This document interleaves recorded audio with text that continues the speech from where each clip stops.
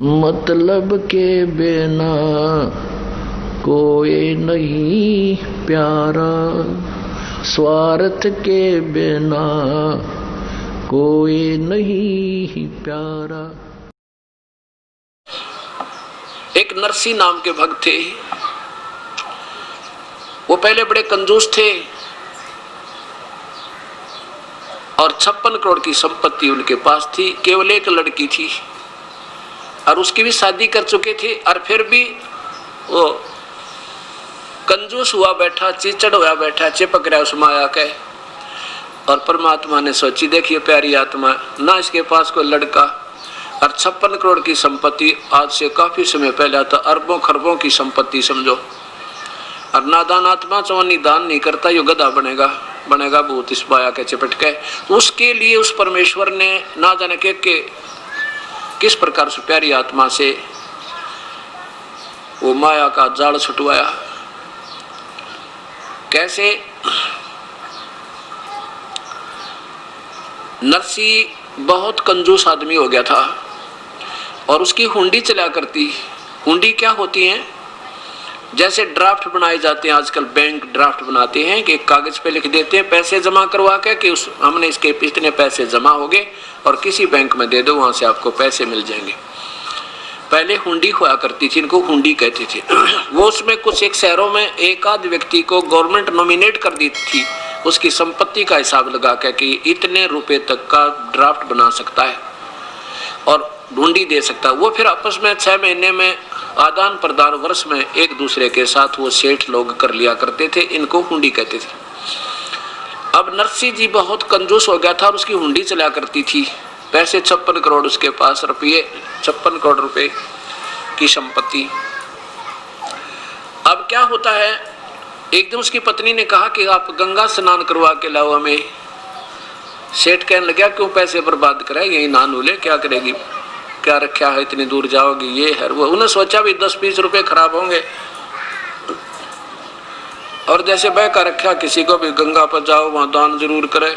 तो बोली आत्मा से चल पड़ी। ज्यादा कहने से तो वो चल पड़ा, भी चल दिया, दुखी करेगी, रोजाना सिर में दर्द रखेगी, चल घूम आते। चल पड़े, गंगा में जाके स्नान करने लगे। इतने में वो कुपूर्ण परमात्मा, क्योंकि वो श्री कृष्ण के पुजारी थे तो बाद में श्री कृष्ण की महिमा गाई गई। कोई बात नहीं, आप अब इसको सुनते रहना, फिर आपको समझ में आ जाओगी कौन थे वो भगवान जो सबके दुख दूर करने वाले।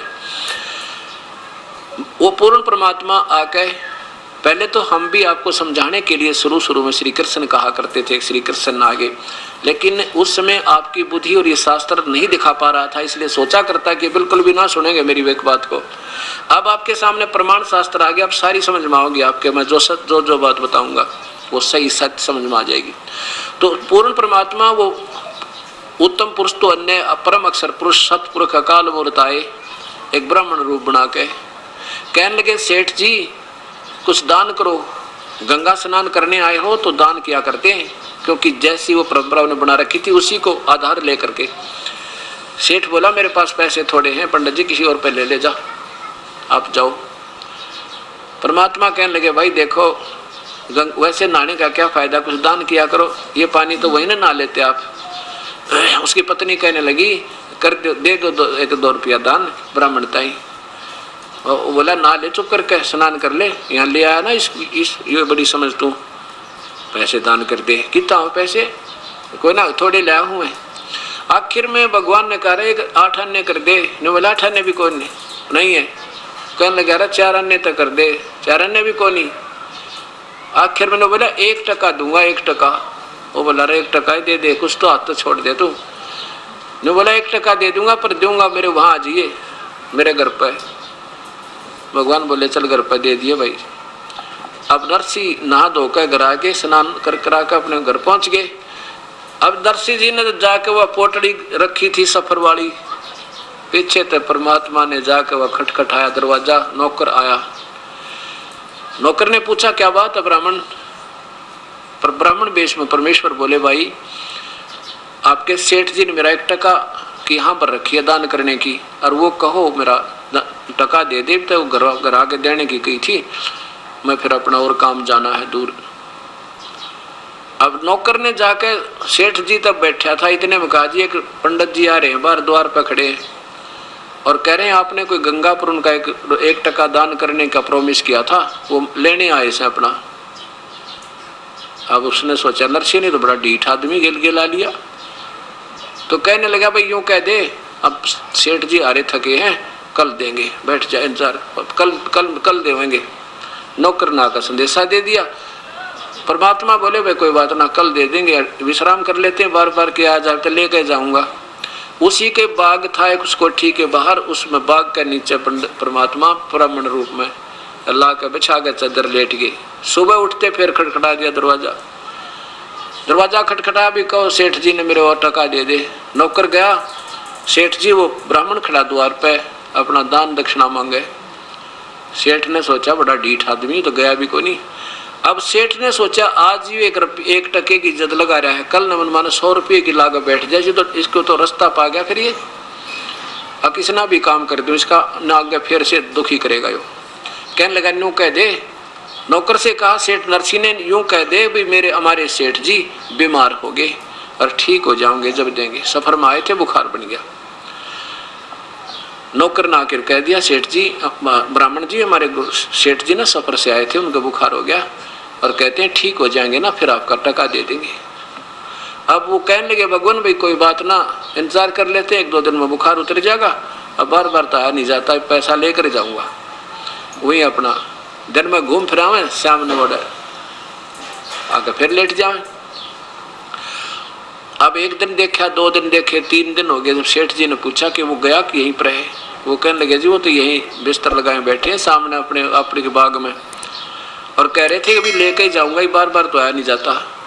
सेठ नरसिंह इतने निकम्मेपन पा गया, कहने लगा नो कह दो वो तो मर गया सेठ थे बस। अब नौकर ने जाकर कह दिया ब्राह्मण हमारे सेठ जी का तो स्वर्गवास हो गया, और भाई बड़ी दुख दर्द बात हुई है, तो बीमार हो गए बेचारे, गंगा स्नान करके आए थे। भगवान बोले भाई कोई बात नहीं, तो मरना जीना तो लग रहा है, चलिए मृत्यु तो होगी पर तो अंतिम संस्कार करा के जाऊंगा, यूं तक के जहाज। तो नौकर ने आके कहा सेठ जी वो तो ये कह रहे हैं, ऐसे कहा भी अंतिम संस्कार करा के जाएंगे, बात तो बहुत बुरी बनी है। चलो तो वैसे तो क्या जाया जाता है। सेठ जी बोला तो ढीठ आदमी है भाई, ऐसे करो तुम लकड़ियां ढोने शुरू कर दो, शायद उसका समझ में आ जाए वास्तव में मर गया तो ना लकड़ी क्यों, सेठ गांव का मर जा, शहर का तो दुनिया इकट्ठी हो जाए, सब ना बेरा हो। वो 4 आदमी लकड़ी ढोए उसके नौकर, और लकड़ी ढोली जब ने बोला गया कि यहीं पर है जी, वो तो एक लकड़ी उठा रहा है साथ में और शमशान घाट की तरफ जाने लग रहा है। तो कहने लगा भाई मेरी तुमने करो एक अर्थी तैयार करो, जनाजा बना लो नकली। अब सेठ जी को लौटा दिया, उन 4 ने उठा दिया नौकरों ने और चिता के ऊपर रख दिया। चिता के ऊपर जब रख दिया तो परमात्मा डाल कर लकड़ी न जो ले रहे थे कंधे पे, और कहने लगे निकम में सेठ जी तो भी वह पक्का उस्ताद निकला। अब देख 1 टके बजान देने को जा रहा है, भाई हमने माफ कर दिया तेरा दान, हम लेते नहीं। सेठ बोला पक्की बात है, कहाँ पक्की बात है, अगजात है, आप जा रहे हैं भाई। भगवान चल पड़े और सेठ ने वो सारी लकड़ी वापस ठुआई, चलो सारी ठाक ले चलो उठाओ। और बची खुची जो थी ना छोटी मोटी बच जाकर उन आप धोती गए उसमें कपड़े में डाल के और सारियां की नो गठड़ी बांध दिया हुआ है, वो भी वापस पहुंचा दी। अब अगले दिन उसने सोचा चलो वो तो गया ब्राह्मण तय। नेक्स्ट डे अगले दिन आकाश तो दूर तक घूम फिर आऊंगा, तो 2-3 दिन जंगल पानी भी घर में जाना पड़ा। बहुत दूर तक घूमने निकल गया सैर सपट्टा करने के लिए। उधर से परमात्मा आगे नरसिंह रूप बनाकर वो एक पूर्ण ब्रह्म, और नौकरों से बोले भाई एक काम करियो, कोई नकम्मी आत्मा है ना कल कई दिन का तंग कर रहा ब्राह्मण मुझे, आज वो मेरा रूप बना के ना आ जा, कभी उसको अंदर मत पड़ने देना, वो हो सके मेरा भी रूप बना के आ जा। और तो इसकी चाल चली नहीं, और आ जा तो उसने कह दिया चला जा, ना माना तो उसका 2 ठोक दियो। अब सेठ जी का रूप बना के परमात्मा अंदर प्रवेश कर गए। अब सेठ जी आया 2-8 घंटे पीछे खूब सैर सपट्टे करके। अब जो द्वार पर खड़ा था नौकर कहने लगा भाई वहीं खड़ा हो जाना, सेठ दे रुपये तो बहु रुपया है, हमारे सेठ जी को बहुत परेशान कर लिया तूने। अब देखा ना वो सच्ची कह रहे थे हमारे सेठ जी के मेरा रूप बना कर आएगा, तो वो एक काम कर दिया। और वो सेठ क्यों रुका? नौकर गया कहने, तो बिल्कुल सामने आ गया। तो वो नौकर कहते हैं तुझे सुना नहीं? लठ उठाया। तो वो कहता अरे फलाना मल दकड़ा मल क्या कर रहा है तू? मैं वो हूँ, सेठ हूँ, नरसी है, तू क्या बात कर रहा है मेरे तय? ने बोला मारे भगवान, मारे सेठ तो अंदर पहुंच चुके हैं और उन्होंने हमें कह दिया है कि वो आज मेरा रूप बनाकर आ जा, मनमाना कभी तो उसका दो ठोक दियो। और हमारे सेठ तो अंदर है भाई, तू चला जा, ये आदेश गलत हो रहे हैं ना, तो हम तेरे देंगे मार, तो पिट जाएगा, चला जा यहाँ से। तो वो कहता है कैसे बात कर रहा है, हैं? मेरी तुम नकम्या, मैं तुम्हारा सेठ हूँ, फलाना हूँ, और तुमने नौकरी तो निकाल दूंगा। नू लग गया करन, उसका ठाकर लठर वो लगा ना मारने, भाग लिया सेठ से। तो भाई सचमुच कोई बात गड़बड़ में है, जब इतनी समर्थ इतनी शक्ति से पेश आ रहे हैं तो जरूर उस ₹2 ने पहले आकर काबू कर लिया, ₹2 ने, और ये तो मेरी सारी संपत्ति हड़प करेगा। अब सेठ कहाँ पहुंचा? थाने में पहुंचा। थाने में तो फिर रिपोर्ट की, वो पहुंचा कहाँ? कोर्ट में। कोर्ट ने उसी दिन एकदम एक्शन ले लिया, वो उसकी बही जब्त कर ली। जब बही निकाल रहा है भाई, कहीं बहियों में कोई फेर बदल ना कर दे, कोई पढ़ा ना ले, डुप्लीकेट नकली नरसी है। अगले दिन पेशी लगी, दोनों खड़े कर दिए कोर्ट में, भगवान भी और नरसी भी, और दोनों की शक्ल मिले। अब पहले कोर्ट ने उस असली की गवाही मांगी कि तू इस बही में बता दे क्या क्या लिखा है। उसने बता दिया कि मैंने एक लड़की का ब्याह किया था, उसमें इतने बातियाँ आए थे, इतने फलाने आए थे, इतना दान किया था, वो सारा रिकॉर्ड करा करते पहले ब्याह का। और एक मकान बनाया था, उसमें इतनी कड़ी आई थी, इतना सतीर आए थे, इतने जंगले झांकी थी, वो लिख रहा था। वो 2-4 बात बता के चुप हो गया जी, और तो मुझे ज्ञान नहीं। बोला भाई ठीक सा था। फिर नकली नरसी बुला जो भगवान था, वो कहने लगा भाई बता, इसमें कोई बही में ऐसा लेख बता जिसे प्रमाणित कर सके तू असली है। तो भगवान बोला खोल, इसने कीते थे, कौन सा पृष्ठ खोल ले? उसने पृष्ठ खोल लिया, लागे परमात्मा पढ़ने, उल्टी सुल्टी सारी सुना दी। अब वो नकली था असली सिद्ध करना पड़ा कोर्ट ने, और असली को नकली सिद्ध करके कह दिया भाग जा तू यहाँ से, निकम्मे, सेठ तंग कर दिया तने। अब सेठ नरसी बैठ गया जंगल में जाके, और न्यू कहे भगवान ये मेरा कौन से जन्म का दुश्मन था, इसने सारी संपत्ति हड़प कर ली मेरी, बताइए के बनी मेरी गेलियां। उधर से वो परमात्मा फिर आ जाते हैं, वो नरसी नकली बन के, वही ब्राह्मण रूप बना के वहां खड़े हो गया, आके कहने लगे नरसी अब बता बेटा, यह संपत्ति तेरी है या मेरी? नरसी बोला कि बेईमान थी तो मेरी, पर मेरी पार नहीं बसाती। भगवान बोला कि या तेरी पहले भी ना थी, नादान तेरा भूल लाग रही थी, यह पहले भी मेरी ही थी और आज भी मेरी ही है। तू तो सूखा बन जा रहा था, तेरे पे खर्चे भी ना गए, 2 पैसे दान भी ना दिए गए, गधा बनेगा निकम्मे। तो सरप की जो नीम जागा इस माया ने जोड़े जोड़ के, और एक शर्त पर तुझे दे सकता हूं, अगर यदि तू इसने सारी न बांट दे, धर्म भंडारे में लगा दे, तो नहीं दुनिया का खून चूस चूस के ये ब्याज बट्टा ले लेके और ये जहर इकट्ठा कर लिया, तेरे कीड़े पड़ के मरेगा, तो देख ऐसी दुर्गति हो जाएगी तेरी, और कुत्ता बनेगा, तेरे खाज लगेगी दुनिया का, यूं नरक डाल कर दिया इकट्ठा। तेरे पास रहना नहीं निकम्मे, ना तेरा संतान लड़की थी उसकी शादी कर दी, बता तू करेगा क्या इसका?